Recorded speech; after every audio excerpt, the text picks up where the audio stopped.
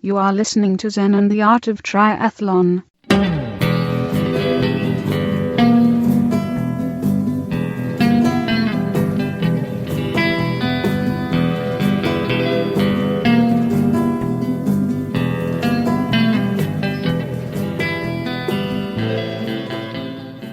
Well, hey there, all you triathlon studs and studettes. This is Coach Brett with another great episode of Zen and the Art of Triathlon, the podcast where we go long on endurance and learn a lot about ourselves along the way. Well, aren't we lucky? Today we have joined me in the ZenTri training cave, the cave of doom and of dreams. We are in the middle of the snow and ice apocalypse of Martin Luther King Jr. Day, early January 2024. And there's actually a little bit of snow and quite a bit of ice on the ground outside. And I wanted to go for a run today. It's been 2 days since the Excruciation exam, ultra mega marathon mountain bike race. So I took 1 day off, and then the pool's closed because of a mix of MLK Day and also these temperatures that Texas isn't used to, 16 degrees. Which is actually 16 degrees below freezing in freedom units, our Fahrenheits we got going on here. So I thought I would hop on Zwift and get a ride in, maybe to shake the legs out a little bit. And in the meantime, go ahead and start talking about the race we just did and some high points and some interesting tidbits and some really cool aerodynamic and strategic tactics that were used. And I'll do this while I'm getting ready to get on the bike. And that way that'll help me keep it somewhat short and from going on too long. But first, let's paint a picture of the ZenTri training cave. Got the tri-bike in the middle of it. It's a Trek Speed Concept, rim brake edition. Still probably the fastest bike in triathlon. And it's got Di2 on it, but I don't use it lately, the shifting lately, because I also have a Zwift Hub rear wheel trainer. The Hub 1, actually, the one where you shift with the remote clicker that you put on your handlebars. I really like it because I moved the clicker from the handlebars onto my finger, my index finger, and I can shift with my thumb on my index finger no matter where my hand is. It can be on a water bottle. It can be scratching my butt. It can be adjusting a fan, tapping on a keyboard to take a turn on Zwift. So there's that in the middle of the training cave. Got a fan overhead, got fans ahead, all using remotes and such, so I can adjust fan speed and turn up the fans as it gets hotter and hotter. And then off to the side, we got a treadmill that is worn the F out. But it still works. I would just rather run outside than use it. So let's go ahead and get out of here and go grab my laptop so I can bring it back in here and talk about the race while we're getting things together. I'm being followed by Zoe, one of the dogs, the ZenTri dogs. Where's River? He's looking out the front window to make sure he alerts us to all people that tread the snowy path in front of the house.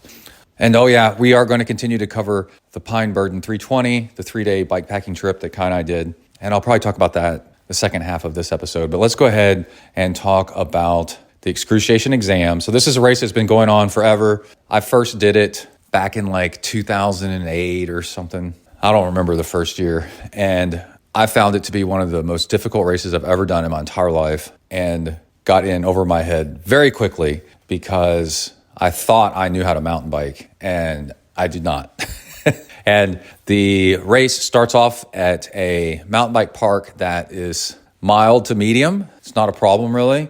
It gets harder as you go through it, but then you ride 29 miles after you do one lap through this mountain bike park, which is about 9 miles. And they always hold this thing in January. So the first year I did it, I think it was 22 degrees outside, so well below freezing. And it warmed up throughout the day. Where is my laptop? Ah, there you are. And then you ride this other mountain bike park, which I think at that point I had either never ridden or only ridden part of it once in my entire life. And that mountain bike park is hard. It's very technical, very, very difficult, with lots of big drops into deep, short gullies and right back up the other side again. So you got to really commit going downhill with no fear so that you can make it up the other side. And it's pine trees with pine tree roots. And those are real gnarly, and lots of twisty, just crazy, challenging mountain bike terrain. I'd say for about 2/3 of the park. And that portion of the race is about 12 miles. And then when you're done with that, you ride back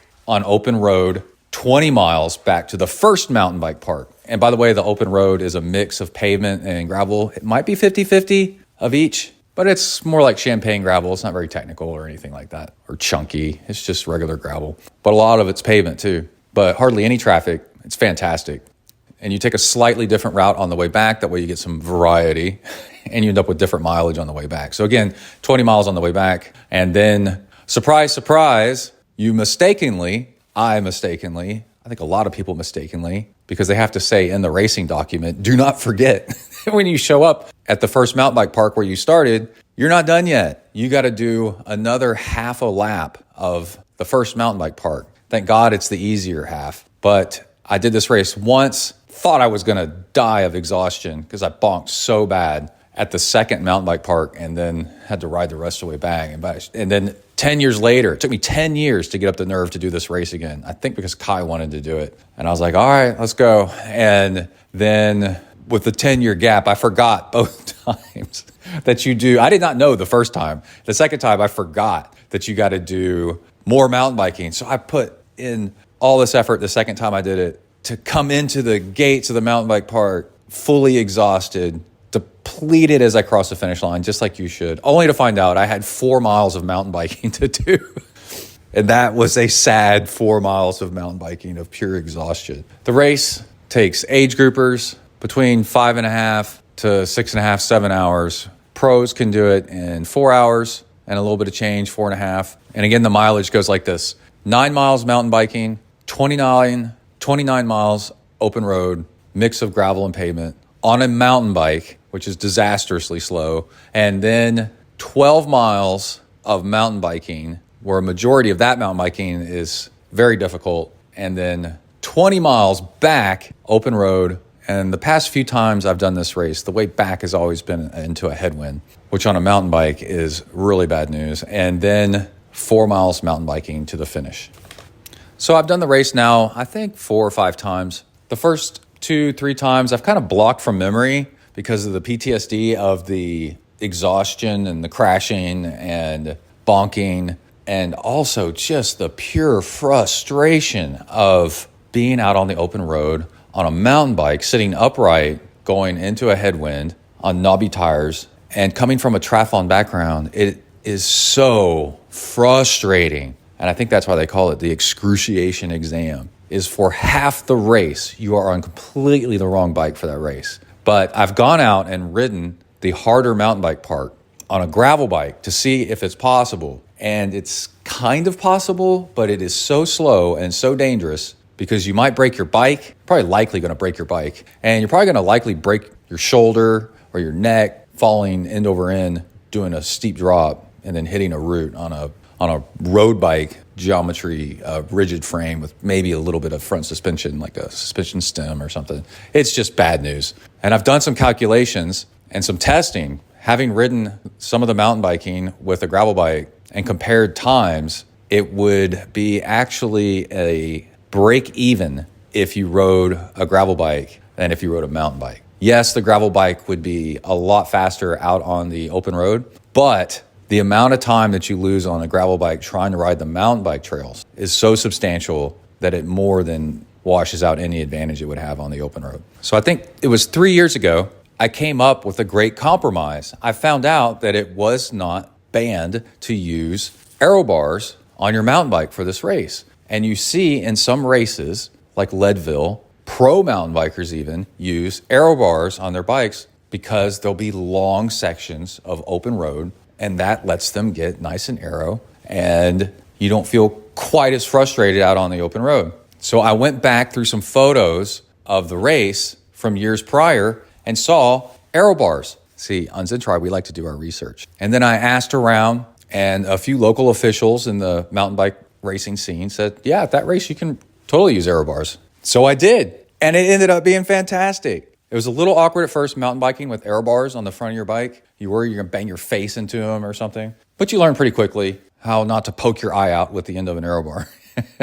And back then, I used the perfect bike for that race. I had a hardtail Orbea with really nice plush front suspension that also had a lockout on the front suspension. And I had this race experience that was like total redemption. First off, I'd done an Ultraman by then and a whole lot more Ironmans.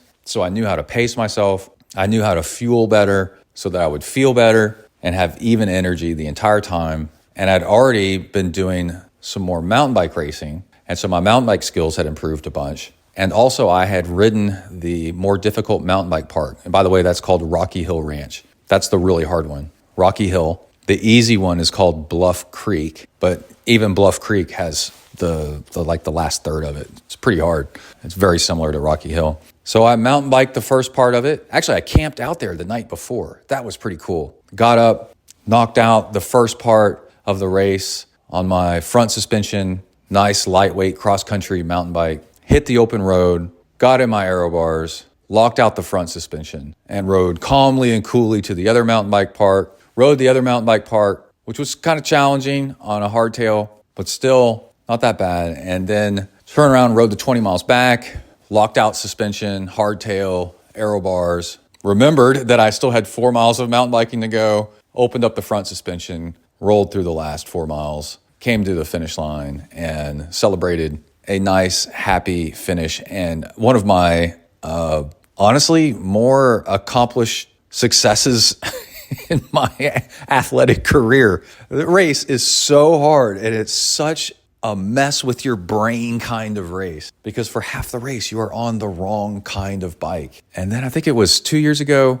Kai raced it with me, either for his first or second time, and he won his age group and got a real high ranking overall. And then this year he decided to race pro, did pretty good. There was a little bit of drama with some people taking the wrong trail at first because it's an older mountain bike park and there's some confusion. So he was in a group that sat back a little bit to let the race come back together, but it's not that big of a deal. And I think he ended up getting 5th pro this year. But back to my race, last year I rode a full suspension mountain bike. I quote unquote upgraded to a full suspension from a hardtail, and it ends up it's a slower bike, but it's a beefier bike and more plush. And I got tired of mountain bike racing, especially marathon mountain bike racing, long distances on a hardtail, which was, as I get older, it's just abusive on the back. And I used to have a really nice full suspension back in the late 90s, a Cannondale Super V. And I know what full suspension feels like.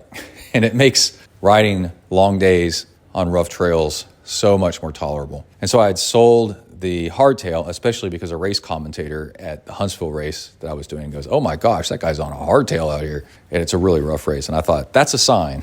I need to upgrade to a full suspension bike. So now I ride a Canyon Neuron, which really isn't a cross-country bike. It's more of like a downcountry trail bike, which is kind of like an all-purpose mountain bike. It's not really meant for racing. It's not high speed. It's meant more for rougher terrain and just having more fun. It's still an excellent high-quality bike. It just doesn't have quite the aggressive stance, and it's got a little bit longer travel. But as a taller, bigger guy, it's actually pretty great for me because I could use a bike that's not the lightest thing possible because I'll probably break it. Now, Kai races a Trek Super Caliber, and that thing is a race rocket. And he's the type of person that can put that to use. So back to last year's race, I actually had a really good time, even though I didn't go all that fast and I didn't have a great result standings-wise. I came second to last in my age group, and when I look back at Strava, it says, I beat somebody in my age group. Wow. And it's not a big race. There was, I think, 11 finishers in my age group, and I got 10th, something like that. But it took me 6.5 hours, and I felt like I really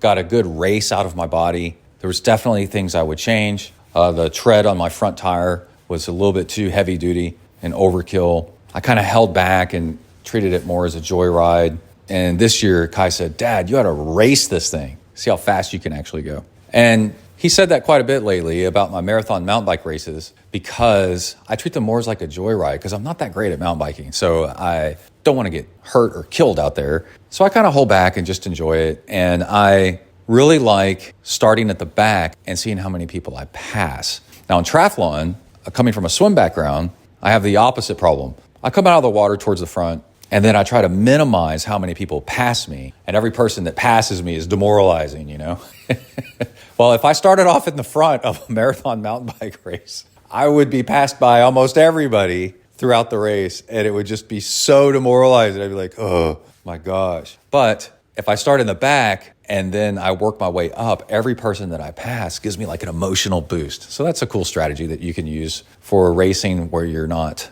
all that great at that one sport. And start at the back, so many people you pass. There goes a truck down the icy street in front of my house. he didn't slide into a mailbox, so that's hopeful. So anyway, for this race, I thought, the past 2 races, the Fredericksburg race, same thing. I thought, man, I'm going to go harder and try to improve my standings and my time and actually get like a better result. And I mean, but that comes with skill that you develop. Mountain biking is so technical that you got to move from just trying to not crash and die to actually being good enough where you can apply like racing tactics and such and really trying to beat people. And over the past couple years, the second half of Kai's mountain bike racing career in high school, I started racing the local mountain bike race circuit. And also because that was some of the racing that was available during the pandemic and after the pandemic. And I started getting faster. And these are races that are shorter, so like an hour, hour and a half. And just like early on in triathlon, when I started improving, once I figured out how to actually race triathlons,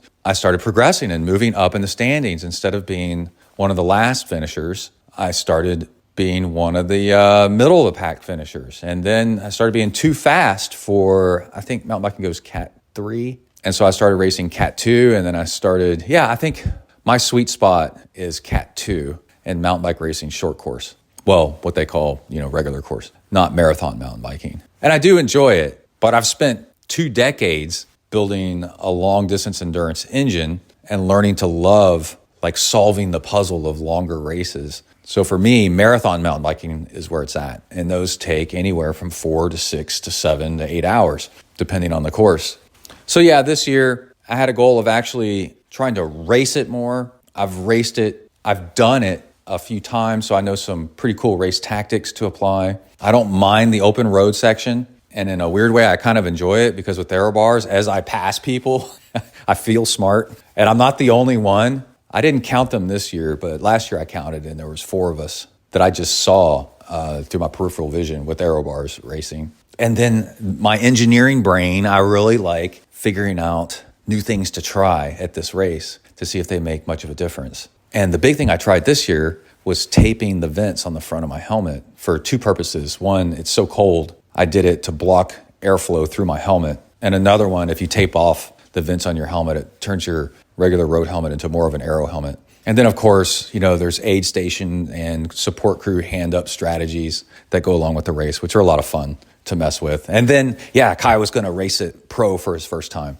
So just a little bit of a spoiler alert. I did the exact same time as last year, but the race was harder this year for some reason. I think if I go back and look at the map of last year versus this year, there's a few more miles of mountain bike trails this year. So I finished the race just above the 50% mark for my age group. And there was a lot more racers this year. There was double the amount of people in my age group this year. And I definitely felt like I raced harder. And I did execute my race really well. So that was a lot of fun and enjoyment in its own right. When you execute something well, it just feels good. And that's a success. So the race is less than an hour and a half away. It's like an hour, 20 minutes away. So we woke up here, drove there in the morning, left the house at 5:30. I ate cereal here and then a Cliff Bar on the way.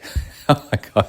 And something funny happened. Kai got up early and made himself pancakes. He likes to do pancakes. He likes to do whatever he follows Keegan Swinson, who's just a legend. And within reason tries to do a lot of what Keegan Swinson does because it definitely works. That's smart. But we were loading up my truck and then Kai came into the living room and said, "Dad, did you do something with my pancakes? Or did you eat my pancakes?" Something like that. And I was like, "No." And I knew exactly what had happened. The dog ate the pancakes. And now's not the time to get upset. We got to get to a race. You don't want to be punishing a dog in the middle of all that. So Emily said, "Y'all keep loading the car. I'll make some pancakes real quick." So that was the morning drama leaving the house. And Kai's girlfriend came with us, and her name's Kylie, which is really cute, Kai and Kylie. And she and Emily were going to be our support crew. And then they also brought Ripple with them. And Ripple is Kylie's pit bull. That's the same age as River. He's 3 years old. And he's one of these pit bulls that'll change your mind about pit bulls, where you learn that it's actually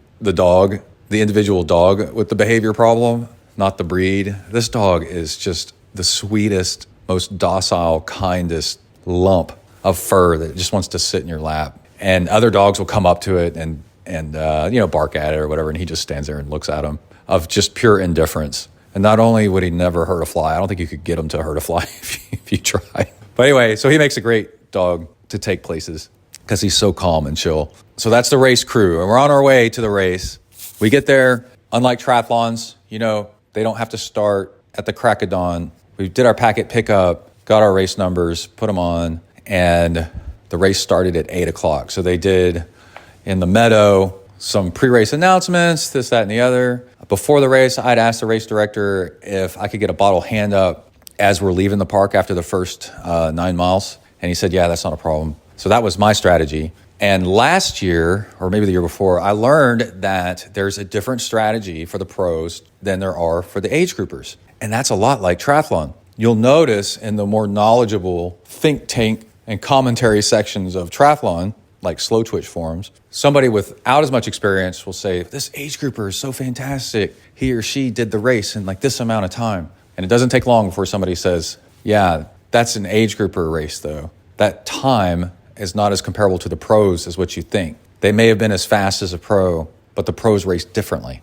And this is a really cool thing to know about triathlon and about bike racing in general. The pros are so good that they almost don't think at all about how they're going to finish the race. They know they're going to finish the race and finish fast. So instead, what they're more concerned about is what the other pros are doing, and they race reactively. If this person tries to break away, they chase them down. If this person holds back, the rest will hold back and lose time on purpose to let the most dangerous person go on a break on their own, but then have to fight the wind on their own. So yeah, there's a lot of game playing and playing off of each other and tactics happening at the front of the race, where age groupers are trying to finish the race as fast as possible. And then therefore you have a more like even race and trying not to go too hard at any given point. A pro can go really hard and then recover from that over and over and over again. Age grouper, you only got so many times that you can go really, really hard and you've damaged your overall race. So you've got to keep it more even for long distance stuff. So a couple of years ago, I was giving Kai some advice on how to do this race because I've done it a few times already. And I said, you got to go easy the first part and don't get caught up in the battle that is mountain bike racing to be at the front so early on, because the race is so long, it doesn't really matter. That's wasted energy that you'll need towards the end. And he said, Dad, that's not how this race works. Yeah, I think it's after he raced it one time before he told me this. I was like, really? What are you talking about? And he said, for us, when we leave the mountain bike park, you want to be with the lead group. You need to be at the front, because when we hit the open road, the difference between being in a pack and rotating out in a pace line on a mountain bike versus being dropped off the back of that pack and riding the open road solo or with just a person or two randomly because you held back and trying to save your effort is so dramatic that the time lost riding not with that front group will ruin your race. Race is over, like already at that point. So I thought that's really interesting. You got to leave both mountain bike parks with the front pack so that you can ride as a peloton out on the open road. What you do in the mountain bike park doesn't really matter because drafting doesn't really matter in mountain biking. But by the time you leave the mountain bike park, you want to be caught up with the lead group. And that's the strategy of the pros is in the mountain bike park to try to break apart the pack as soon as they can while leaving the mountain bike park. Versus when I leave the mountain bike park, over the horizon, there's a string of us kind of stretched out, kind of individuals here and there, and a couple people riding together, and a lot of solo riders all fight in the wind kind of independently. And on occasion, they gather up as a little peloton together, but it's not at all like the lead pack. And I went back and looked at the average pace while they're out on the open road, and they're averaging something like 20 or over 20 miles an hour on the open road as a group on mountain bikes.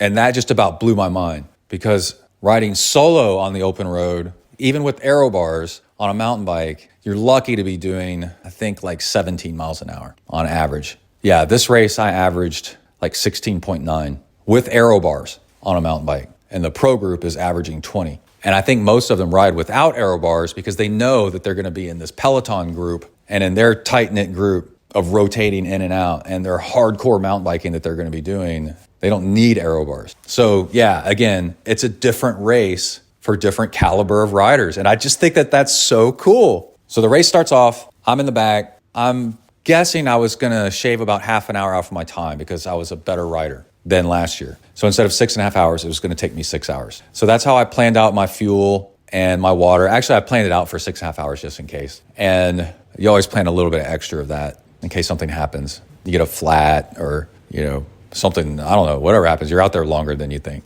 So a little bit of buffer of fuel and water is nice. And the first part of the race is about half a mile of open meadow, turn to ranch road, and then around a pond, and then into single track and into the woods and single track, which is really nice to kind of string people out a little bit. So by the time you hit the single track, you've kind of found your place already in line. And I'm towards the back. I think by then I'd only passed one person going in to the single track. And I'm just bebopping along. But also in my mind, I'm like, go a little bit harder than before. You can do it. And I am. I'm going decent speed. And I'm really happy. It's 35 degrees. But it's going to warm up to over 60 by the end of the race. So that's nice. And I've got a couple little aerodynamic tricks up my sleeve that I'm excited about using to see if I can go a little bit faster than before. I've definitely improved my fueling, and I'm going to actually race this thing. And right off the bat, I started passing people because my mountain bike skills have improved. I've got more confidence on the bike. And I think pretty quickly I passed like 4 people. 2 of them were having mechanicals, but those count.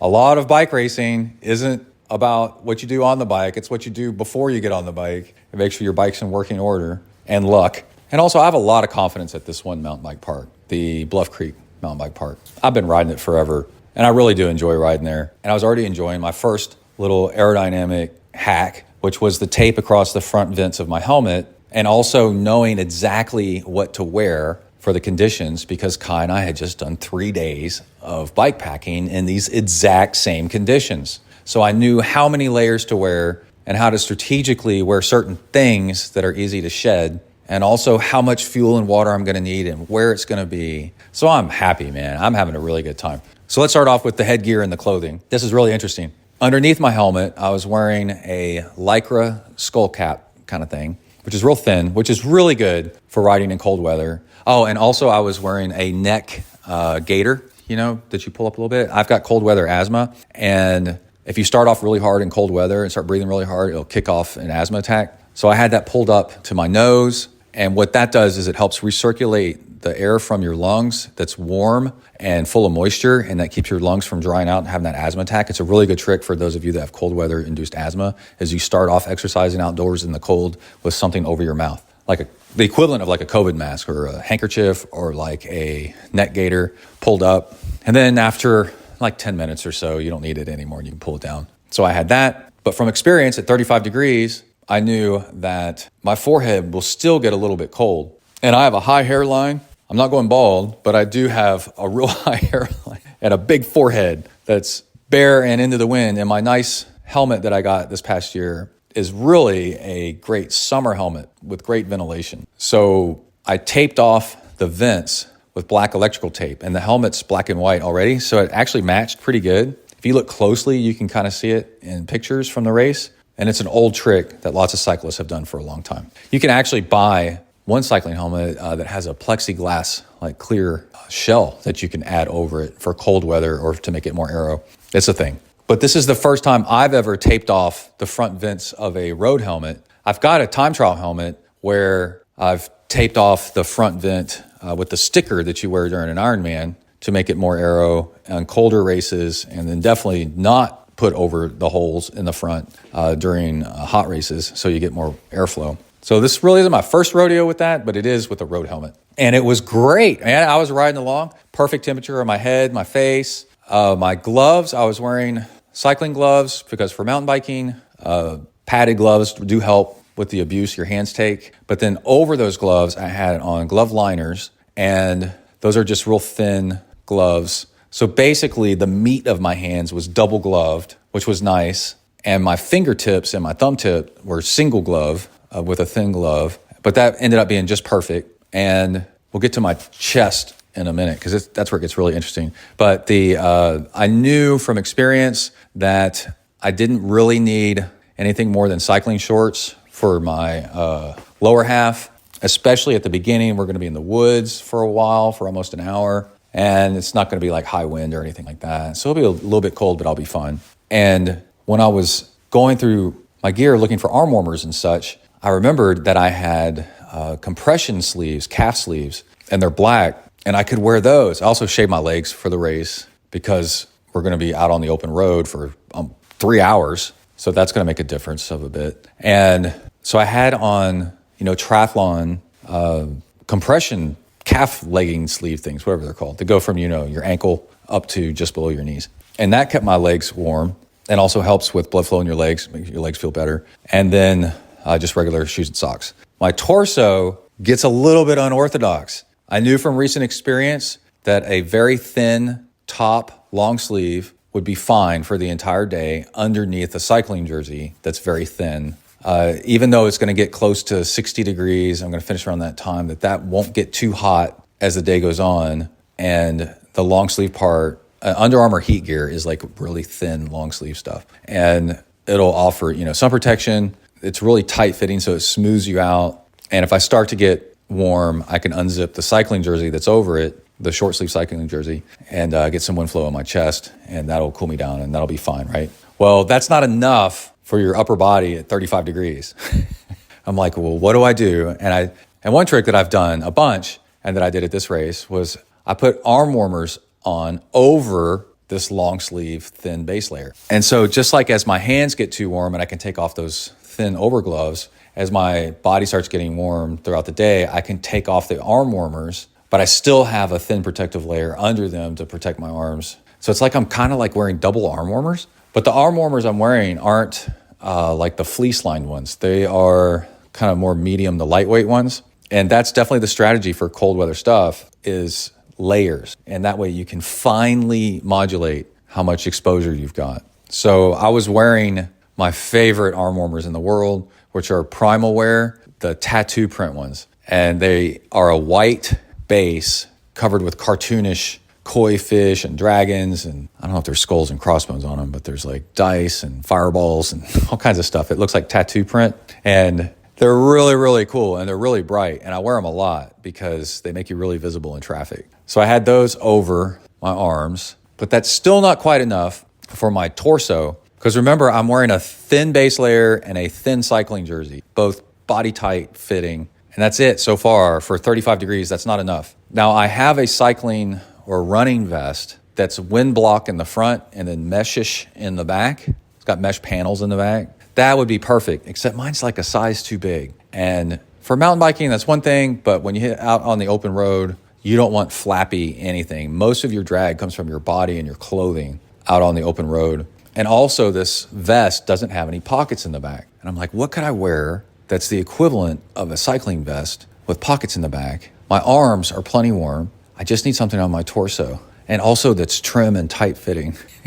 And it hit me when I was getting my gear together the week before the race. And I tried it on the day before the race. And I tried it on a couple days before the race. And I'm like, dang, dude, this looks like it's going to work. This looks cool. I had a triathlon racing top that's essentially a vest. And it's full zip down the front. It's my Amrita brand one. And it looks cool. It's black, so it matches everything. So I had that on as my final torso layer. And it was brilliant. It worked. And you may ask yourself, how did I get here? Where is my beautiful house? But you also may ask yourself, why didn't I wear that as my base layer underneath everything? And it's like, well, if I get hot, I want to be able to take this thing off. And this thing is made to take off quickly because it's a full zip. And it has pockets in the back. And I was able to carry a CO2 cartridge and like a tire lever. And I forgot some gummy bears in a Ziploc, or gummy worms, sour gummy worms in a Ziploc in my jersey pocket in the back. And I had a strategy at my first 2-hour aid station stop where I was going to switch out Camelbacks. At that same time,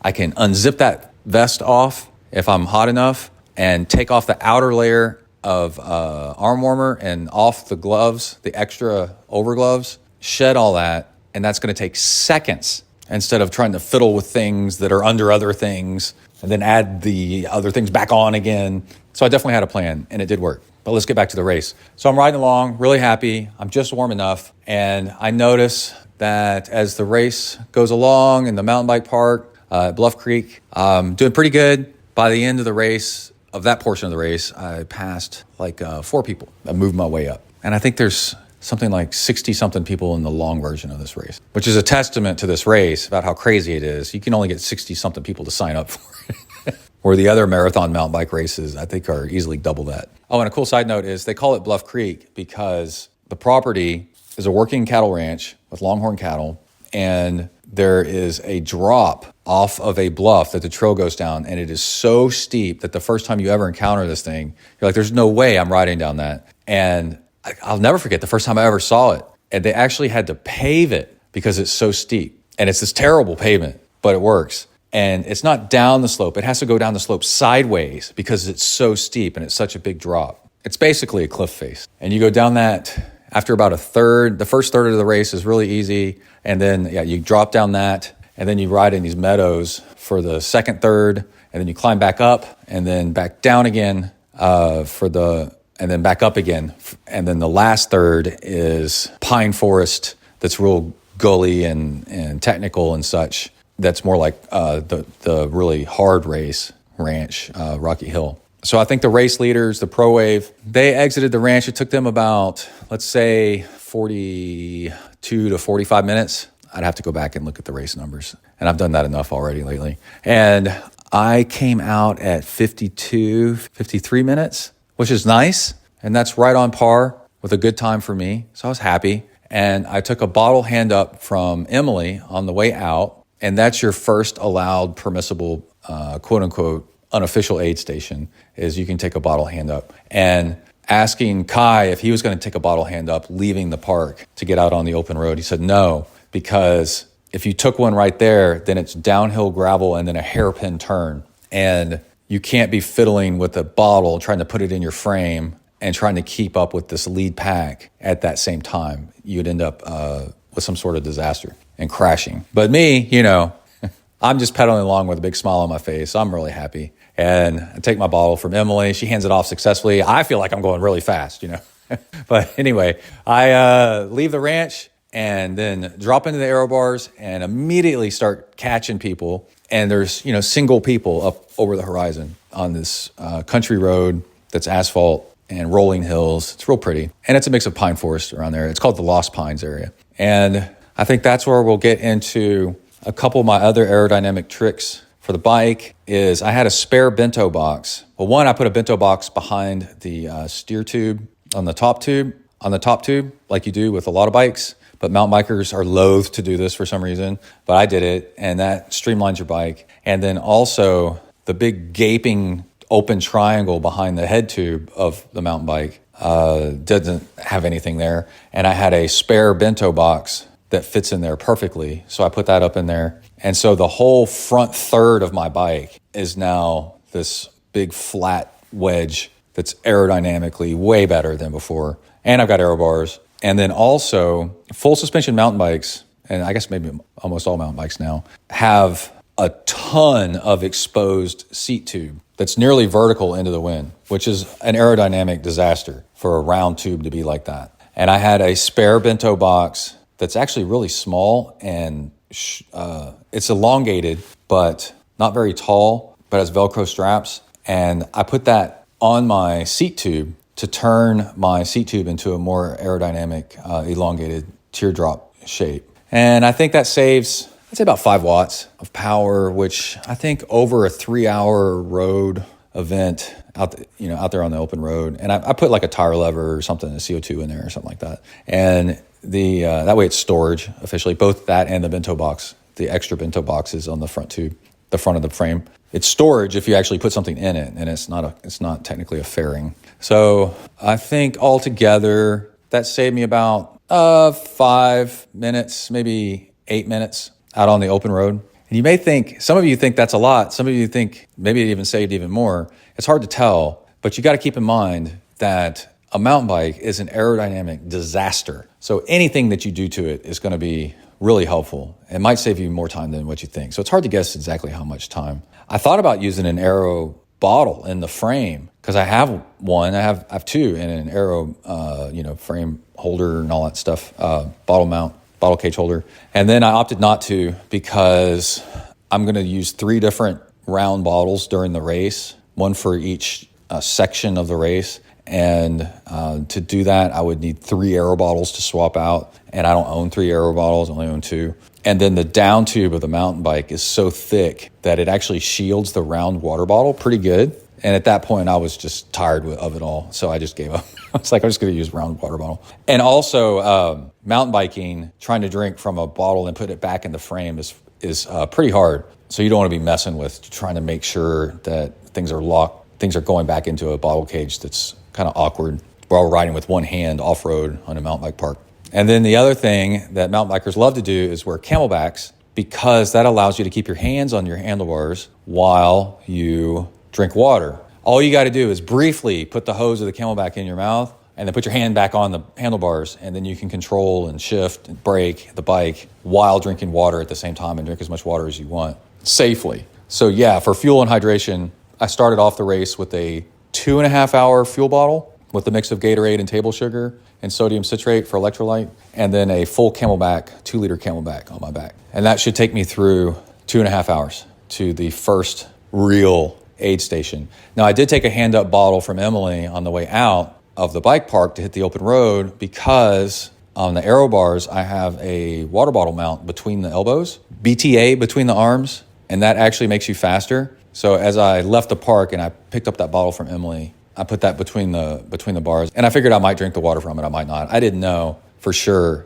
if my 2 liters of water was going to last me 2.5 hours. Turned out it did, and in my race notes for next year, I'm going to leave that in there as a comment, that if I pick up a water bottle on the way out of the park, it doesn't need to be completely full. It could be like half full. But then I get the aero benefit of it between my arms out there on the open road. So anyway, I'm out riding, and I start gaining on people because of a mix of my time trial background from triathlon, and I know how to put down power nice and evenly and keep my head down and keep aero. And also my bike setup is probably altogether with the aero bars about 50 watts faster, because it's not just the bike, it's putting me in a position that's more aerodynamic. So it's probably 50 watts faster than the average person out there that I'm racing against. So as I start passing people, a little peloton kind of forms around me, which is really fun. And I got like 1 or 2 comments like, whoa, you got aero bars. I should have thought of that. And it's like, yeah, dude, it's cool. It makes the road part way more tolerable, you know. And then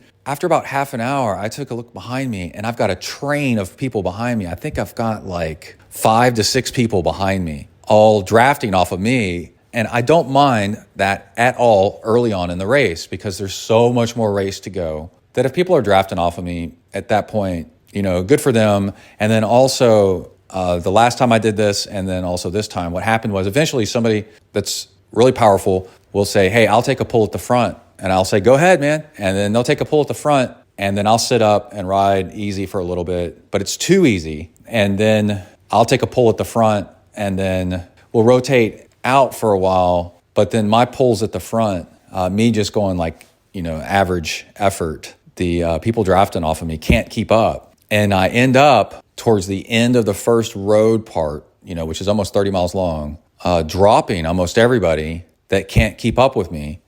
Because it's not that I just have a more aero setup and it's a little bit easier for me to ride faster. I'm also mentally, I think, more dedicated to riding in the aero position than other people are from my triathlon background. Like, I know how to sit in the aero position and just burn up the road. And most other mountain bikers don't come from that background. And they'll, you know, sit up or, you know, go through a turn and sit up, and you get little gaps, you know, and then they have to fight that gap to catch back up. And then over time, it just wears on them and they can't keep it up. And they eventually let me go. But something really cool happened at the very end of the first road portion. I saw a guy wearing a jersey that said Kingwood on it. And I grew up in Kingwood. And I looked at the race registration list, you know, before the race to see who was racing, if I recognized anybody. And one was a guy from Kingwood that was almost in my age group. So we're about the same age. And I was like, oh, that's really cool. I didn't recognize the name, but I just thought that was cool. There was somebody from Kingwood. And then also Tour de France current pro Lawson Craddock, who lives in Austin, grew up in Houston, had signed up for the race. Everybody was really excited that there was going to be a Tour de France pro in the race. But then it turned out he didn't show up. And I think he said he was sick. He had the flu or something like that, and then couldn't race. And that was a real bummer, man, because that would have been so awesome. It would have added a whole nother like dynamic to the race to have a current Tour de France pro. And he's also the pro that in 2018 crashed on day one and then rode the rest of the tour and came in dead last. But every day he raised money for rebuilding the velodrome in Houston. And he raised over $200,000 by telling people, hey, don't feel bad for me. Donate money to this charity to rebuild the velodrome in Houston to help kids bike. And he did the entire Tour de France and finished with a cut up face and a broken shoulder, I think. So in a way, he came in dead last in the Tour de France, but he also, in a way, kind of won the Tour de France. And look at this guy, he's our hero kind of way. And that was the guy that was going to show up at this race. Everybody's so excited. But then, it didn't pan out, so that was too bad. But anyway, next year. So I'm riding the end of the road section, and there's some tailwind, and I pull up next to this guy and with the Kingwood something on his jersey, and I go, "Hey, are you from Kingwood?" And he said, "Yeah." And I said, "Hey, I am too. I grew up there. I live in College Station, half forever, but yeah, I went to Kingwood High." And he's like, "Oh, right, I did too." And we're 2 years apart, which is really frustrating because we almost know people, the same people. We started naming off people, and I think out of like the 5 people we named off, we knew like one of them, both of us. And then that was really great. So I made a new friend, and he said he's got routes and stuff like off-road and on-road around Kingwood to bike. Kingwood's really frustrating with cycling. It's awesome for running, but for real road cycling, it's really frustrating. It's a fantastic neighborhood with tons. It's like 100-something miles of bike path connecting the whole neighborhood, but it's bike path, which is really difficult to bike on. And the roads are really difficult to road ride on because they're curb and narrow and nowhere to go and a lot of traffic because it's Houston. And no way in and no way out. It's really frustrating because it's really beautiful. But anyway, it was cool to meet him and then say that, "Oh yeah, we should meet up, and then I'll give you some routes, and next time you come to Kingwood," because I go to Kingwood a lot because my mom still lives there. And oh dude, one of the highlights of the races was meeting this guy. And so we're talking, sitting up because we have a tailwind, so there's no point in getting all aero and stuff. And he's like, "Dude, I noticed that you're wearing you're riding flat pedals." And I go, "Yeah, I ride flat pedals for mountain biking because if I fall over and crash, I need to get off this bike. I need to eject off this bike."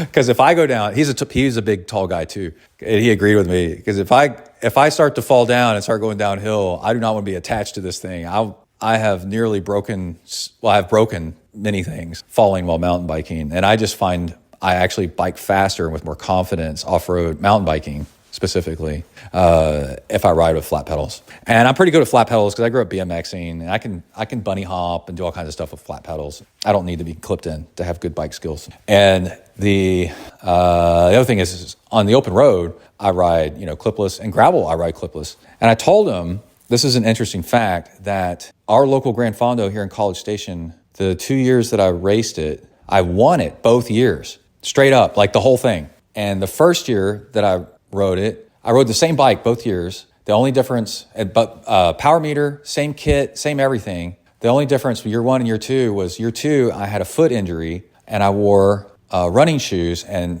flat pedals. And I put out the exact same power and averaged the exact same speed and came in the exact same place, first place. And I'm not talking like age group, like I won the whole thing. And like, you don't need clipless pedals for even power out on the road. I said, well, I don't know if I said this then. It's kind of a blur. But what I do know is you definitely need clipless for road riding. Like if you're attacking and surges of power and stuff like that. And for me, I'm not doing that. That's Kai's race, not my race. And I am also, because I'm on a mountain bike and I want to eject, which turned out I needed to do during this race. We're going to get to that in a second, how I actually set off my Garmin crash alarm at the second portion of this race. And I saved myself by leaping off the bike. And the bike went into a gully, and I didn't. Because I was able to get off that thing as fast as I could. But anyway, so there was that commentary. And then we pull up to where you pull into the second mountain bike park. And it's uphill, and it's a gravel road. And they have drop bags. So at the start of the race, they have a trailer that you can drop a bag. You should put your race number and stuff on it, and they will take it to 29 miles away to this mountain bike park, right? And at the entrance to the mountain bike park is also the exit to the mountain bike park at Rocky Hill Ranch. And it takes me about 2 hours to do a full lap of this mountain bike park. That's going to be the race lap. There's some other trails mixed in there. But I went and pre-rode the course the week before the race to build up my confidence because this race is so technical, or this park is so difficult. And that really helped a lot. And I knew it was going to take me about 2 hours. Also looking at past race results, it's going to take me about 2 hours. And by now, my Camelback is depleted. My fuel bottle is depleted. So in my drop bag, and actually I use a drop bucket because I have a Camelback in there and it's a bladder, right? And, you know, when people load stuff into a trailer, they can stack stuff. People accidentally step on things. And if you've ever stepped on I've had a Camelback bladder explode one time when I fell and landed on my back, either biking or trail running. I can't remember, and rolled. And the bladder actually popped. It's like an airbag. But anyway, so I used not a 5-gallon bucket, which actually would be preferable, but it's like a 3-gallon bucket, or 2.5, which is one that used to contain like chlorine tablets for a pool with my race number on it, on duct tape and such. And I have a Camelback in there and fuel bottles. And I swap out my Camelback, and Emily and Kylie are there too. And I asked, how's Kai doing? And they said, oh, he's doing great. He's like in 3rd place. I'm like, oh, that's so cool. Oh, and I'm listening to headphones, right? It seems to be that with marathon mountain bike racing and definitely trail running and such, that the Shocks headphones are fine. People don't seem to have a problem with them. You wearing those because you can hear what's going on and enjoy music, and these days are so long. I highly recommend it. I'm having a really good time. And I do my swap, and I take off the triathlon vest, that I'm wearing, the triathlon racing top that I'm wearing that's acting as a vest. And as I'm doing that, I move things from that outer pocket to my cycling jersey outer pocket. I throw my gloves, my top arm warmers, and my beanie cap, my skull cap, my gloves, arm warmers, skull cap, and the triathlon sleeveless jersey all into the bucket, because now I've got room because I've taken some stuff out. And I swear, this takes like 20 seconds. It's great. And I was so fast doing it that the guy from Kingwood goes, well, I guess I'll see you later, out there. And I'm like, yeah, you'll probably catch me because I'm not the greatest mountain biker. And he was obviously ahead of me, already from how good of a mountain biker he is. And I caught up with him out on the open road because I'm a better road biker than a mountain biker. And so, I take off. And then I'm riding along, and the very first part of Rocky Hill Ranch actually isn't that bad. I'd say like the first third. It's like typical mountain biking, right? And I'm riding along, having a nice time. And then it starts to get hard. The really difficult section starts coming up. And damn, man, it is just so crazy and huge drops that, like I mentioned earlier, you got to totally commit to these drops so that you can make it up the other side. But some of them have hairpin turns in them right before you do them. The bike handling skills that you need to do this stuff is definitely next level. But I rode 2 laps of it the week before and didn't crash, so my confidence is up. Oh, but I do have a problem, is I swapped out my front tire because the race has 39 miles of road, and my front tire is a thicker, heavier tread that's not even a cross-country tire. It's more of like a halfway between like cross-country and enduro tire. Is it a Maxxis Icon? But anyway, it's slow rolling out on the open road. It's great for a front tire in technical mountain biking. But I'm like, that thing is going to slow me down out on the open road. And last year I rode with that tire out on the open road, and I kind of regretted it.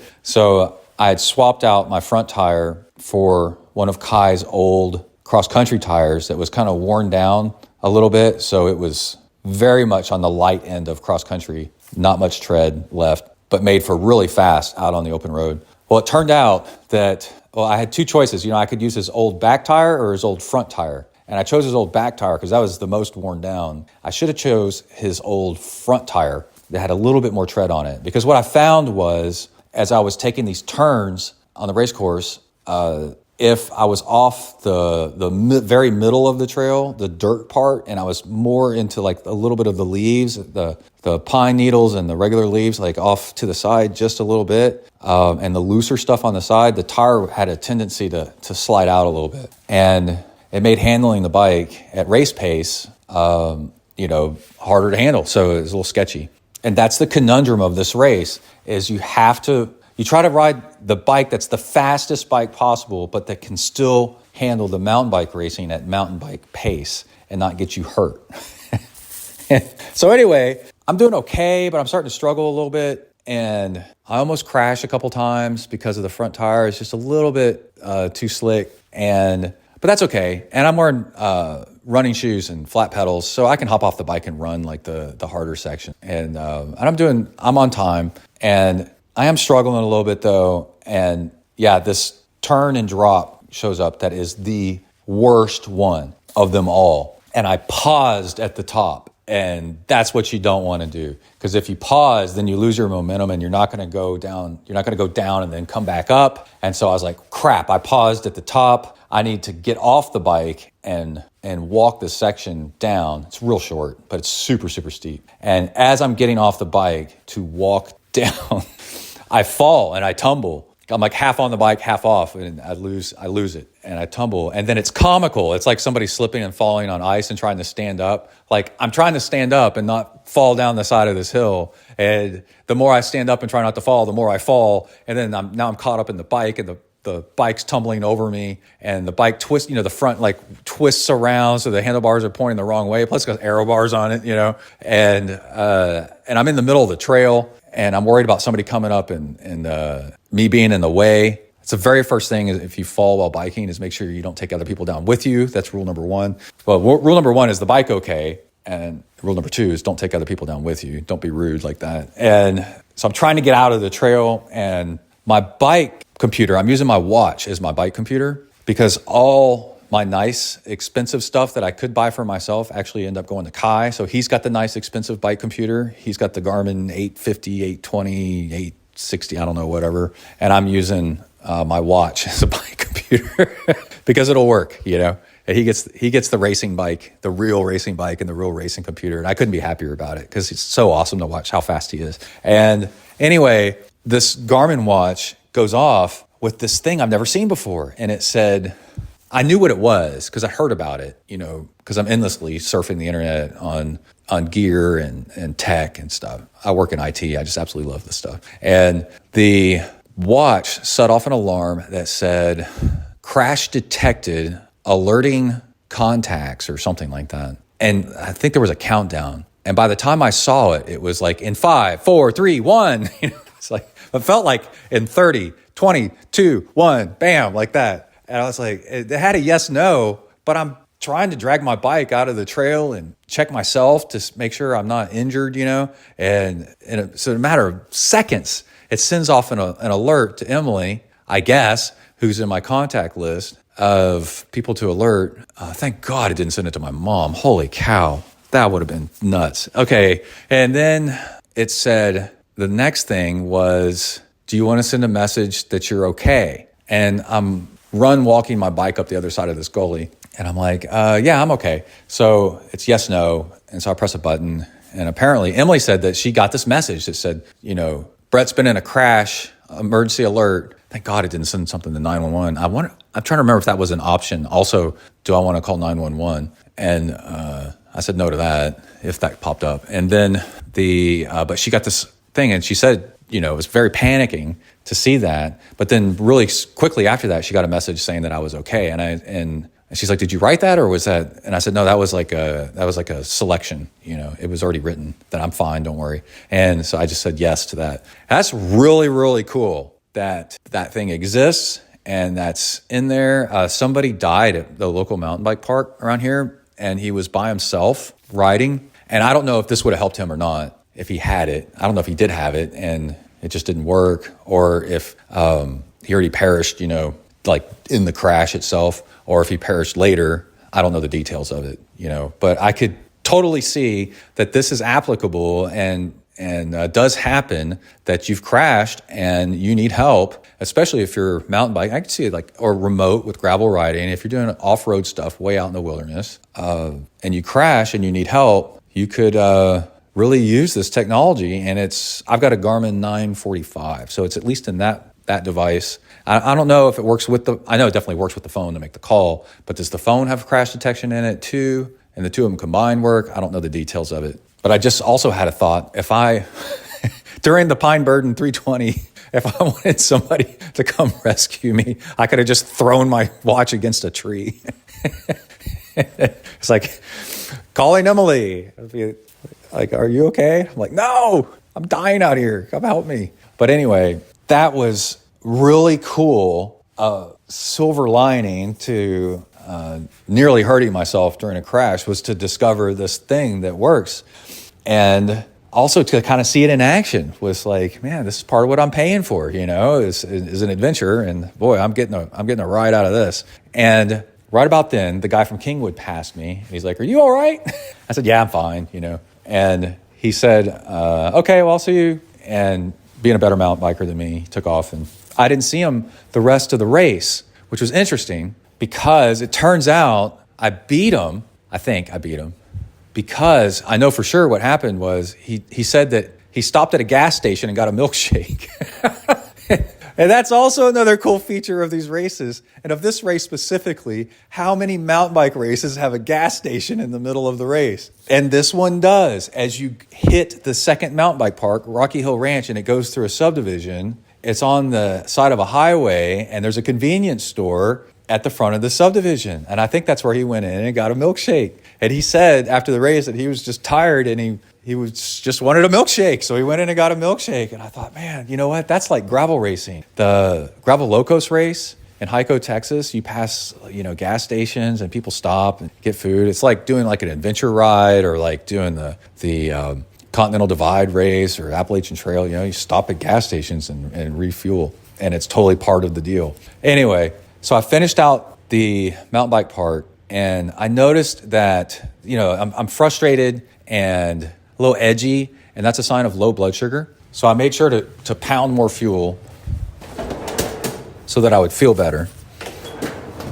And I did, but I didn't do quite enough. And as I'm leaving the bike park, Emily and Kylie are gone, and that was understood that that's what was going to happen, because by the time I'm leaving the mountain bike park to hit the open road again, that's about the time that the pros and race leaders are going to be close to finishing, because it's 20 miles back to the finish line plus 4 miles of mountain biking. And Emily and Kylie needed to get in the truck and drive back to be at the finish line to be ready to get video of Kai finishing and watch all that. And then they're going to have their award ceremony pretty soon after that. And so they couldn't be waiting on me to help me at an aid station where I could totally take care of myself anyway. And yeah, they said when they got that alert that I had crashed, they were trying to decide whether to head back or not to see if I was okay, but they didn't want to miss Kai's finish. And then when they got that second message that I was fine, then they said, oh, okay, well, let's go to the finish line. Let's leave Brett to fend for himself in the woods. He'll be fine. So now I'm out on the open road again, and it's a mix of headwind and tailwind because it's a different path than on the way out. And I got to try out something cool. It was hilly enough that there were some descents where I got to use the dropper post on my mountain bike to get low and descend even faster, which has become a thing that people are talking about more and more. Is they had to ban this position of where people sit on the top tube of their bike in road biking and descend, hanging over the front of the bike, because while it's really aero, it's really freaking dangerous. And people started doing it because some pros started doing it and they showed it on TV, and it's so dangerous they just outright banned it. And then with the onset of gravel biking, and you have these road bikes that are really fast, but without flat aero tubes, a lot of gravel bikes are round tube, and they put some dropper posts in gravel bikes on occasion. If you ride gravel that's like really steep and more on the mountain bike end of things. And a dropper post, for those that don't know, that are totally road and triathlon and not off-road mountain biking, it's a lever that you press on your handlebars and your seat post will drop down. And what it does is it lowers your seat so low that you can get your body mass way back over the rear tire. And it is tremendously helpful in mountain biking to give you confidence to go down stuff. And my bike happens to have one. They add a little bit of weight. So like Kai's bike doesn't have one. That way his is a super fast, lightweight race mountain bike. My bike does have one because mine's more for like adventure and dropping into stuff if I don't eject. And it adds a little bit of weight, but that's something I got to experiment with. I'm going downhill really fast in the aero bars, aero position. And then I'm like, oh yeah, I'm going to drop the seat. And it was weird, man. I'm like, is this more aero? You're definitely more of a ball. It just feels so different. Like, I guess it's more aero. And technically it is. The experts all say it's very aero to do that. And somehow, the problem is with triathlon and road bikes is they've become so aero that the seat post is flattened. And to have a dropper post, that seat tube needs to be round. And it adds weight. So 5 years from now, 10 years from now, they'll have this figured out where you can have an aero seat post that also is a dropper post, so you can drop it while going downhill. But right now, it's more of a mountain bike thing, and it happened to be on a mountain bike on the road, so I dropped the seat, and it was pretty cool. But anyway, I'm riding along, looking for the guy from Kingwood, see where he is, but he's apparently eating a milkshake, and he's smarter than me, and I start getting a leg cramp early on the road part, and I think it was from the crash and then stressing myself out, trying to run up hills and pushing a heavy bike. And aero bars, by the way, I did the math on that too. I don't have carbon aero bars, I have aluminum ones, so they're kind of heavy, and I figure over the mountain bike course, they added about a minute to maybe 2 minutes over 3 hours of mountain biking, the extra weight, because mountain biking is a very weight dependent sport because of all the surging, of slowing down and accelerating, and how vertical it is. So weight makes a big impact. So it could easily add like a minute, maybe 2 minutes to have these on my bike. But then out on the open road, they're saving like 9 minutes. So the wash is about, there's still a benefit of about 7 minutes. So I start getting this cramp on the inside of my left thigh, up near my groin. I feel pretty good. So I'm a little bit confused why I've got a cramp. But again, it's probably from the stress of the crash and overexerting myself, trying to get the bike up the other side and then having to walk my bike a little bit more and run up some hills. And I did feel tired during the second half of that mountain bike course. So I don't think I was fueling enough. So I don't have many options of what I can do. So what I did was I just upped my fueling and upped my hydration, and it took care of it. About 5 minutes later, the cramping went away, and boy, I was worried. I was like, I cannot do the rest of this race for this long with the leg cramp this early on. I've still got hour and 45 minutes to be suffering with I was just like doom forecasting, like, oh God, what's this going to be like? Because it hurt. But upping my fueling and upping my hydration, which had electrolyte in it, made it go away.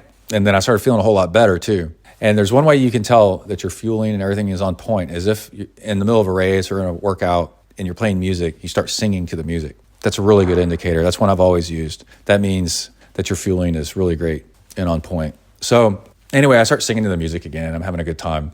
And I'm passing an occasional person. No one's passing me, which is a really good strategy in long races, is to start off even and then to be passing people the entire race and get faster and faster and faster as people blow up. You want to blow up at the finish line, not before the finish line. So if you're passing people, they're blowing up and you're not. So you're on the better side of things. And interestingly enough, this is where I do care if people start tacking on and trying to draft off of me, because this is where the race for me actually really begins. If I pass somebody and then they hang on, I'm helping them get to the finish line with me. And there's not much between us and the finish line left. And I don't want that to happen. So the strategy is when you pass somebody, pass them crazy fast and crazy hard and sneak up on them and blow by them so they don't have time to react and latch on and get that huge drafting benefit of being right behind you. So there was 4 or 5 times on the way back where I'm riding, there's a person on the horizon, and I could tell that they would be a good enough cyclist that if I passed them, that they would try to latch on. Because on occasion I would pass somebody that's like really blown up and stuff, and they're talking and chatting and stuff like that. Their races, they're joyriding at this point. But you tell there's some people that are still really racing. And so what I would do is be really strategic and pass them on a downhill as the downhill has just started and there's still a lot of downhill left to go. And make sure I don't coast as I'm coming up behind them so they don't hear that freewheel sound. And yeah, that's what I would do. I would come roaring past somebody as aero as possible and stay as aero as possible so that there was a big gap between me and them by the time that they had time to react. So they're fighting the full headwind. And my bike having aero bars and me being in the aero position and them not would give me an advantage where they would not be able, even if they surged and tried to catch me, they would not be able to. And so like I said, I did that like 4 or 5 times. Did that last race before that. It really works. And also I enjoy doing it. Now we're racing, And there was one guy that I did that to towards the end of the road ride where I noticed that he tried to hang on a lot. And he got smaller and smaller in the rearview mirror over the horizon. And as I got to Bluff Creek Ranch to finish out the 4 miles of mountain bike ranch, he was gone. Like I couldn't see him anymore. I couldn't see anybody behind me. So I thought, oh, this is great. I also couldn't see anybody in front of me either. I wasn't going to catch anybody. I thought I saw one person way off in the front, but I wasn't going to catch anybody and nobody was going to catch me. So I could enjoy the last 4 miles and not ride casual or anything like that, but ride at a decent clip, but not kill myself. And especially with that front tire, being a little bit sketchy, I was just like, I'm just going to enjoy the last little bit. I felt fine. So I was holding back and I definitely could have gone faster, a lot faster. So I'm just riding along and I'm listening to my music and I never know, they could cancel this race next year. Something could happen. One of the parks could close down. I don't know if this is ever going to be my last time I ever do this race. So if it makes no difference, I'm just going to ride the last part of it as like a little celebration and just kind of easy and fun. Like we did with the Pine Burden, the last few miles, the last day, also was just, a celebration of something we accomplished. So I'm riding and definitely, racing, but on the easier side of racing, the last 4 miles, and I'm enjoying it. The bike had a little bit of a shifting problem, but I'm just enjoying it, and I'm just kind of da-da-da-da-da. And then it comes out of the woods, and then it crosses a meadow, and then takes a left and goes up across a finish line that goes through a barn, which is really cool. There's longhorn cattle around and stuff. And when I came into the bike park, I noticed off in the distance near the barn, they were doing the finish ceremony and people had their arms up over their head. I couldn't tell if Kai was one of them or not, and so that was interesting. There's noise going on over there. So anyway, I go through the woods, do my 4 miles of mountain biking, and so it's like 20 minutes, 22 minutes, I think. And then I come out into the meadow and I'm riding and I take, the gentle left, and it's a slight uphill on a farm gravel road and after the meadow, and there's a little crowd there cheering, and I see Emily and they're like, yay, like that. And as I'm coming up and the finish line is seriously like 100 feet in front of me, that guy blows by me, the guy that I passed on the road. And I think I saw my peripheral vision and as he was coming up behind me, but I didn't have time to react, just like I'd done to him. And he blew by me at the very last second and beat me by 3 seconds at the finish line. And I was so shocked, but also laughing. And also we're coasting after we come through the barn out on the other side, and I fist bump him because I'm just like, holy crap, man, this is, and I tried to catch him at the finish line. He blew by me, but I also started trying to sprint, but it just shocked me. And I didn't know what to do. And I thought, this is racing, man. This is so funny. And it really makes no difference. It made a tiny difference because he got 10th and I could have been top 10, quote unquote. But so I got 11th by 3 seconds. But our age group was pretty small. It was like 20 something people. It was like 22, 25 people, including DNFs and stuff. Maybe 28. But anyway, so top 10 really doesn't mean much. And so I thought it was interesting. My reaction was laughing and also excited and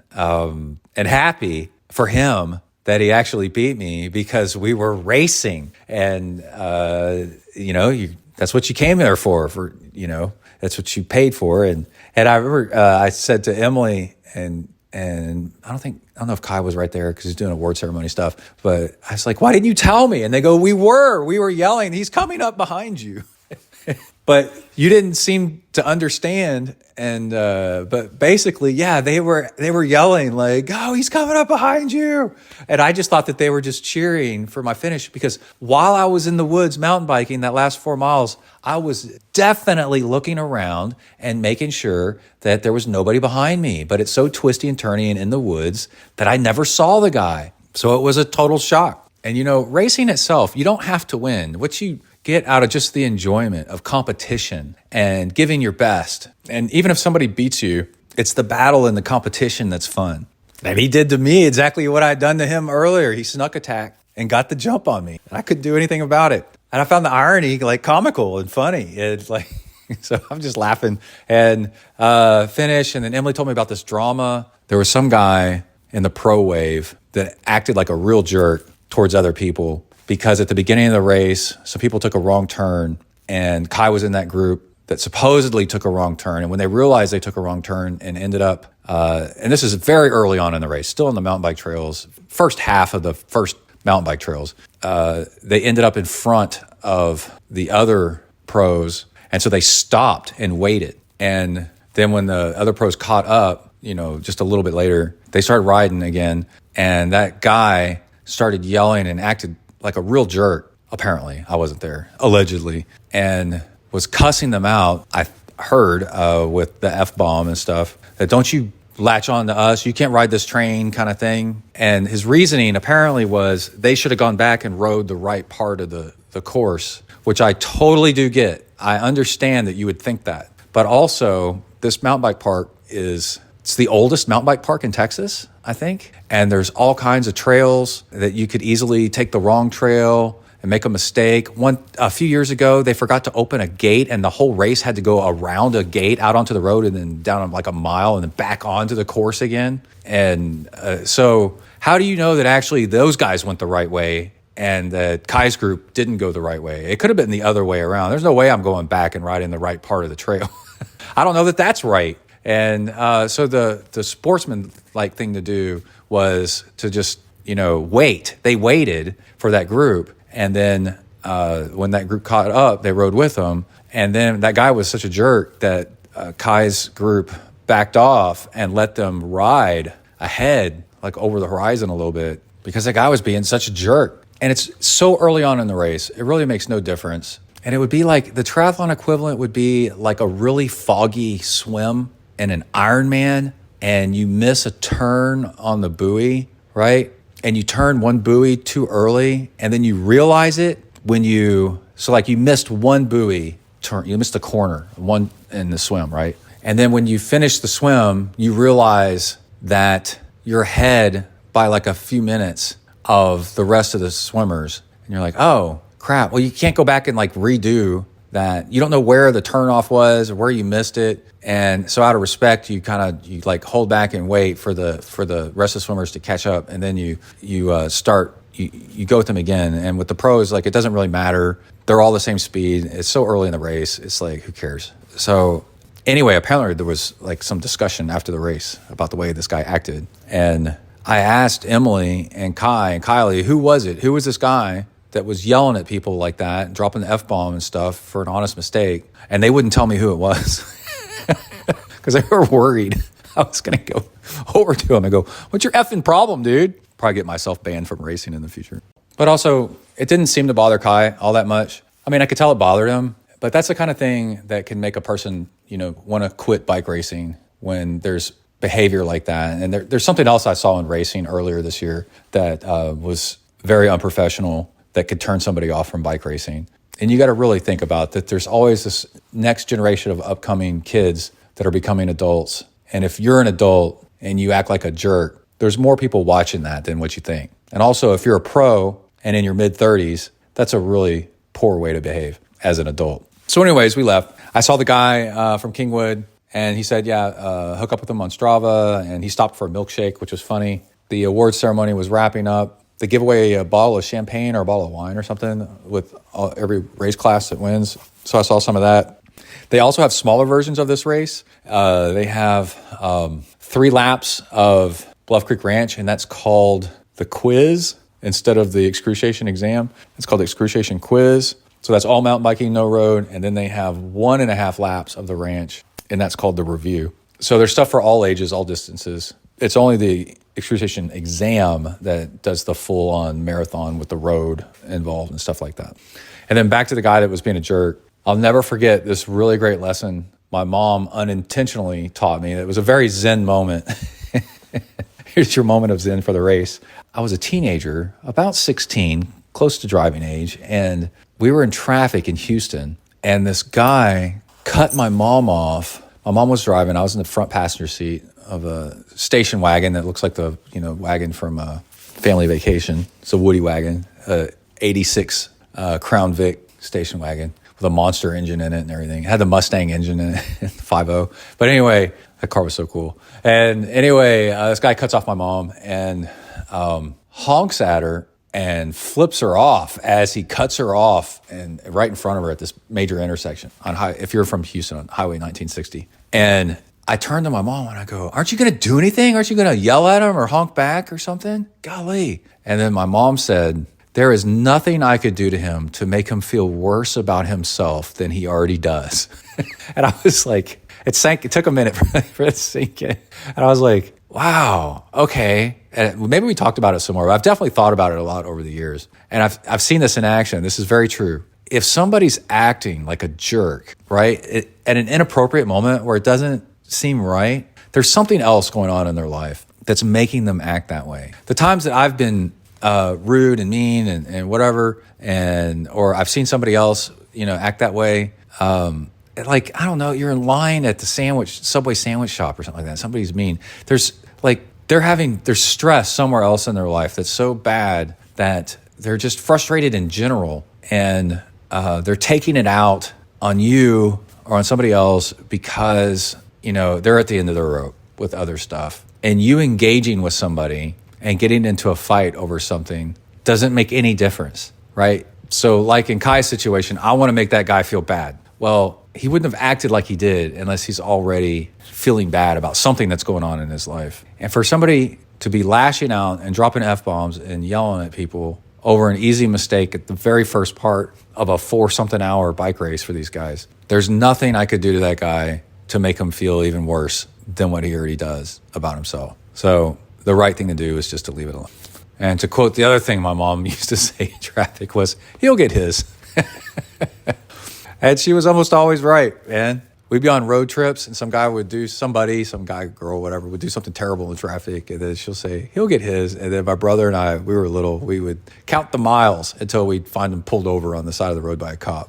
It was like clockwork every time. So anyway, we drive back to College Station. Halfway on the way back, there's a Mexican restaurant in a small town called Caldwell. One of the towns where the football team is the biggest thing around. The high school mascot's painted on the water tower, the Caldwell Hornets. And a great Mexican restaurant. We ate there and got home a little bit later. Still really haven't unpacked everything because the very next day, the snow and ice started in the afternoon, but that morning, the next day, Kai needed to get back to Texas State to start school, and Emily wanted to go with him to help him get set up in his apartment and stuff for the new school year. And now I'm sitting here at the house with just a ton of bike crap surrounding me. So I'm both in heaven and hell. I love bike stuff, but that also needs to be put away. And there's snow outside. And Emily's trapped in San Marcos, 2 hours away with icy roads, and she's got to get back here to work. And I don't know how she's going to do that by tomorrow because the roads look really dangerous. And I hope everything works out all right. So after the race, some basic questions. Am I sore? No, I'm not sore. Does triathlon training help? Absolutely. The swimming and the running definitely helps with marathon mountain biking. It is the best thing to be in life is to be training for triathlons. When's my next triathlon? Probably this spring. I'm going to do a half Ironman. I'll figure out a real one or do self-supported one. How's the bike? The bike seems to be okay. The tape on the helmet, I'm going to leave it on there for actually the rest of the winter. I think it's pretty slick. I'm old enough where I don't care about how I look. I've been that way for 10 years now. Cool things I learned. Triathlon tops make really good running and cycling vests because they have pockets in the back. And they're sleeveless, so you can do a lot with them, and they're easy to take off as long as you use full zip ones. The Garmin Alert is really cool. Oh, Kai got 5th place and won $40, I think. And he's a little bummed about not placing higher. He got beat by 10 minutes, but yeah, it only took him and the rest of the pro waves 4 hours to do this race. It took me 6.5 hours. Like I always say, you think you're good until a pro shows up or an Olympian. That's the other one I say, until an Olympian shows up. Then you realize who's actually talented and who's fast. The swimming really helps with the upper body strength of mountain biking. And then the running really helps with running uphill, pushing a bike, mountain biking. Will I do this race again? I think so. I'm going to write down all my notes and put down that I need a little bit more serious tread on the front tire than I thought. I'll write down what I did use, and that wasn't enough. And I'll probably, with a permanent marker, make a mark on that tire because the tire's worth keeping. It's still a good tire, but I'll probably mark it like X1 or EX1 and EX2 on the other tire and say, don't use tire EX1, use tire EX2, and that it's marked with permanent marker. And it also depends on if the trail's wet or not. Yeah, the Garmin alert thing is really cool. I need to make a note to go over if Kai does this race again next year. So the whole like ugliness of the other guy yelling at people and stuff, it makes like the first thing it'll affect is like, do I want to do this race again next year? And it's like, well, no, if I was, in Kai's shoes, and that affects race registration, and the industry, makes it's harder to survive when people don't show up because of the way somebody acted. That's one unintended consequence of acting like that. Would I aero my bike out as much as I did this year, again next year? Yeah, totally. I've already taken a video of my bike, and in my notes, I'm going to say, go back and watch the video of all the things that I did and how I did them so that it's easier to do next year. Why do I keep doing marathon mountain biking? Because I'm a very outdoorsy person. And that's what I love about triathlon. First off, is that it's outdoors. But even more outdoors than outdoors is mountain biking, because you're really in the woods at that point. And it's just one of the coolest sports. And like I've said on shows previous, the fact that there's mountain biking events that are really, really long, where you really get to put to use all your triathlon experience, your Ironman experience for pacing and endurance and fueling and strategy and tactics and such, and your engineering mind of what actually matters, aerodynamics versus power versus weight. It's so fun, like trying to solve the puzzle. That's the greatest thing about Ironman, is that you can't be great at all three sports, right? You have to try to chop away at this while adding to that, to find your, I'm a strong swimmer, and a pretty good biker, and then my worst sport is running. So I have to hold back on the swim so that I have energy for the run at the end. That's the way I finally figured out to start moving up in triathlon. And it's so frustrating, but you have to give up things to get things. And marathon mountain biking is like that. When a race, any kind of race,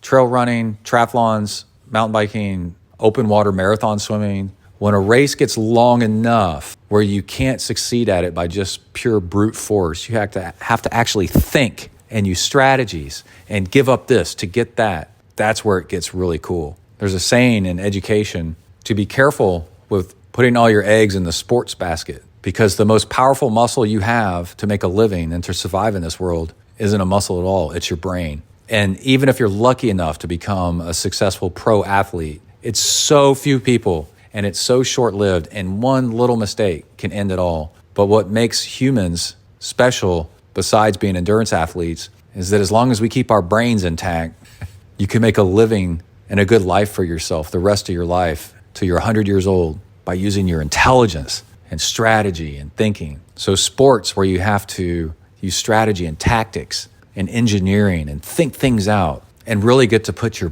brain to work to gain the upper edge, that's really cool. And marathon mountain biking is like that. You have to really look at the course and figure out, where do I apply power? Where's the wind coming from? What is the right suspension setup? What tires do I use for this set of trails in these weather conditions at this temperature? Will my chain lube last long enough? What's plan B if my bike breaks? Plan C if plan B doesn't work or something else happens? Does aerodynamics matter or does weight matter more?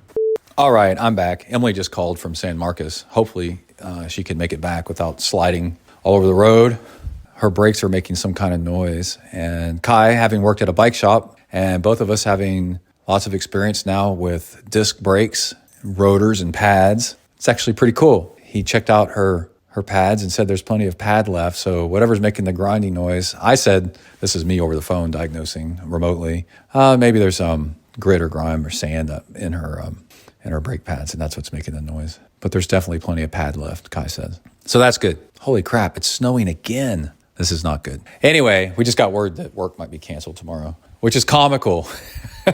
There's people chiming in. We're in that situation. This is so ridiculous, where they called everybody back into work and said that we can't work from home, right? Well, now that we can't get into work, they're asking for people to work from home. And somebody chimed in and said, but there is no work from home policy.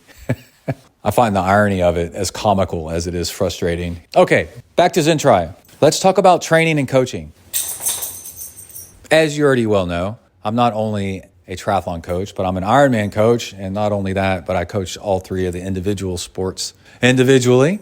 and have trained and coached many others and myself to a lot of success in endurance sports. And there is a definite right way to train and a way to balance it all out to get in a nice base volume of training so that you're happy and healthy. And then you pick out some races over the next 6 months to a year. And as those approach, you narrow your focus and train specifically for those. And the best tool out there still is Training Peaks, and that's what I use. I've probably coached a couple hundred athletes using Training Peaks by now, and it's fantastic. It connects to your Garmin, whatever device you're using, Suunto, Wahoo. I build you a custom plan and work with you to figure out what days of the week, how long, and how much of each sport to work in to get your base volume up to where it needs to be, and then focus in on the weakest links of your chain to improve your, let's say you want to up your FTP, that's your bike power, you want to extend out your endurance. I'm working with somebody right now, for example, that used to have a really high FTP and he is trying to get back somewhere even close to where he was before. I said, oh, that's easy. We need to do this. We need to do X, Y, and Z, build it out, working with somebody else that's already doing a lot of volume. So where they need the work is the nutrition to make sure they're fueling their workouts right. And post-workout, making sure they're taking on enough fuel so they're not tired all the time and they have energy for the next workout. And also, as my day job in IT and tech, I do a lot of mapping and weather analysis. So we look at where you live, where the race is going to be, and we build training routes and workouts that use your terrain or your trainer if you have to, or treadmill to build your training program to match your goal races so that you're going into everything knowing what it's going to feel like and making sure that you've trained for the hardest parts. And let me give a little example of that. Ironman Canada. When I did it in Whistler, there is a monstrous hill climb that goes up to a ski resort. This is a really good story. And it's in the first third of the bike portion. The rest of it's a regular Ironman. There's even a long flat section of the bike ride as it goes through a river valley. But what you need to train for to be successful at that race is that one monstrous mountain climb. It's not even a hill climb, it's a mountain. The swim's normal, the run's a little bit rolly. There's bears actually out on the run, so you should probably look up a little bit about bears and what to do.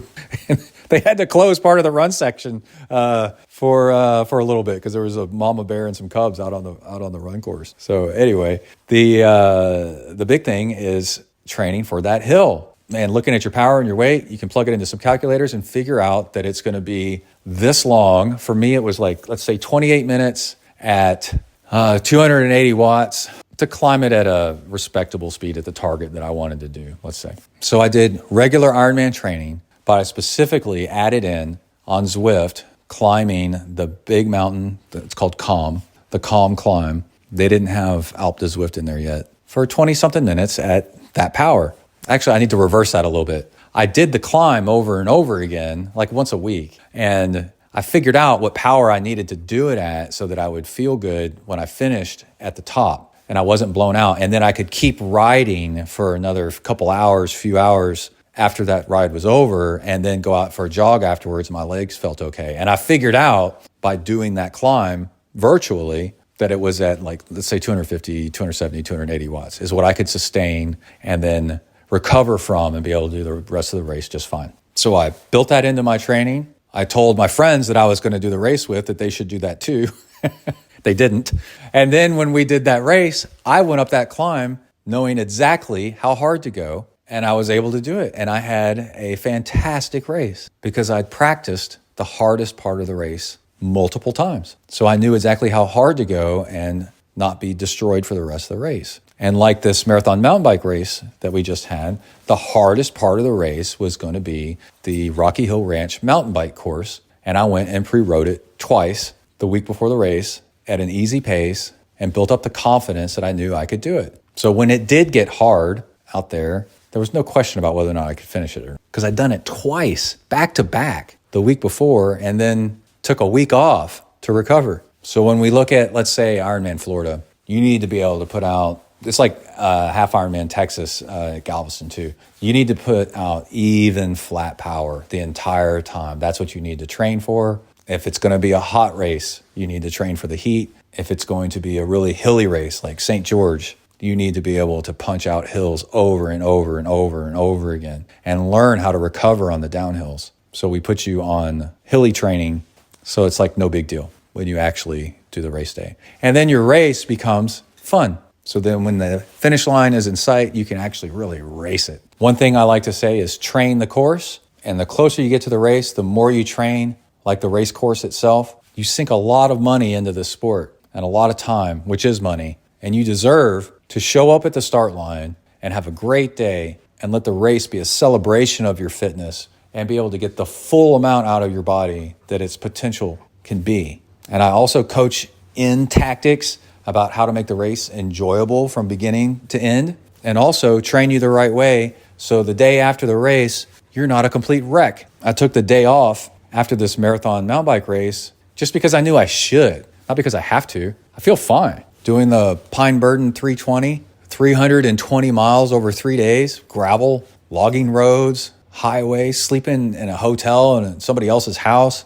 starting out every morning in near freezing temps, riding at night. My right shoulder started to get sore at the trapezoid muscle up near the neck at the very end of day 3, right on cue. I mean, that you couldn't get more perfect timing than the body to start falling apart than that. It's exactly what I trained for. It's perfect. Training to be successful and to enjoy the success of being an ultra endurance athlete is not a mystery. And it's not some super athletic, magical gift that only a few people have. If you are a human being, you are an endurance athlete. That's what we are. Being up on 2 legs so that we can kind of gallop, and then also having opposable thumbs so that we can carry water, and our eyes being high enough so we can see all over the tall prairie grass of the African Serengeti plains gave us the ability to be endurance runners where we just run down our prey and wear them out. There's a really cool documentary film about it where they show there's a tribe in Africa that still does it today,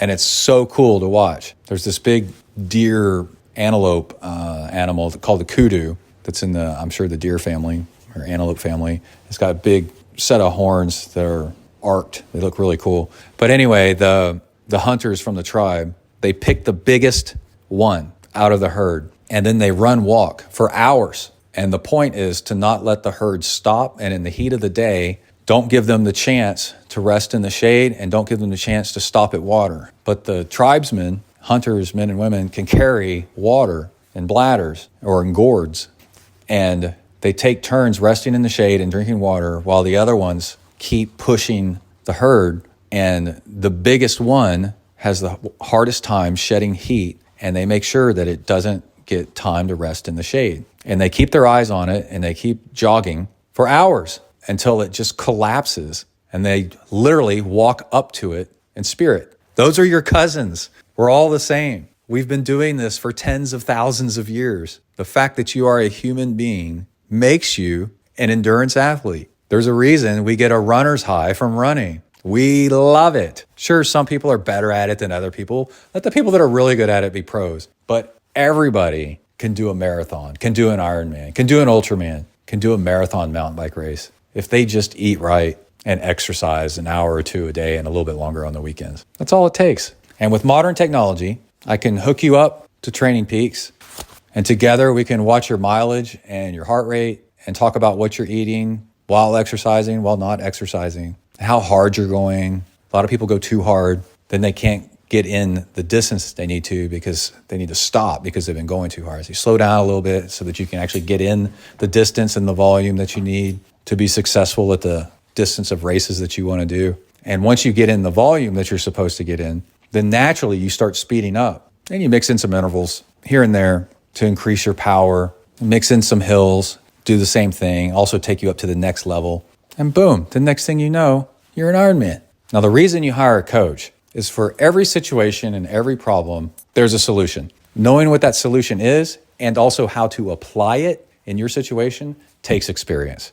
Because a lot of the answers are, it depends. Oh, I'm sick. Should I train today? Well, it depends. Where are you sick? If it's above the neck, like a head cold, like a sinus thing, it's probably okay to train, but easily. Don't go too hard. If it's below the neck, like your guts or your lungs, don't train. You're better off recovering. You're going to do more harm than good. I got this group ride coming up. Should I do it or should I not? Well, it depends. Let's look at your training plan and see where your hard ride is, because group rides tend to turn into kind of miniature races and hard rides, and people go too hard during their group rides. But let's turn that on its head and use the group ride as your hard ride. Okay, and now that we know when this group ride is, what day of the week and what time of day it is and how long it is, we can schedule our other bike rides to complement that, to be your easier rides, for example, and also your runs to complement your rides. And also, where do we want to put our focus? Are you a better cyclist or are you a better runner? Because you want to improve the thing that you're not the best at so that you have better races. I love biking. I bike so much and have so much fun doing it. That's not the thing I need to work on so much to improve my overall triathlon experience. Running is where I needed to put some focus early on in my career. So I needed to scale back the effort on the bike a little bit, like the intensity on the bike, so that I could put intensity in on the running to get my running up to the point where it matched my biking. And our goal is to get you to the point where you have confidence. You know you can do the distance. You can look at your numbers, and I coach you through your numbers to prove to you that you're going to be fine on race day. So now let's look at how we can enjoy it. And I really do enjoy coaching people. I think everybody deserves that feeling of realizing that they actually are an endurance athlete. And that feeling you get when you're out and about town or you're at work or at family stuff, realizing that you are using your body's potential and you are super fit and you feel good, your joints and your muscles, no matter what your age is, you feel like you're 20 years old,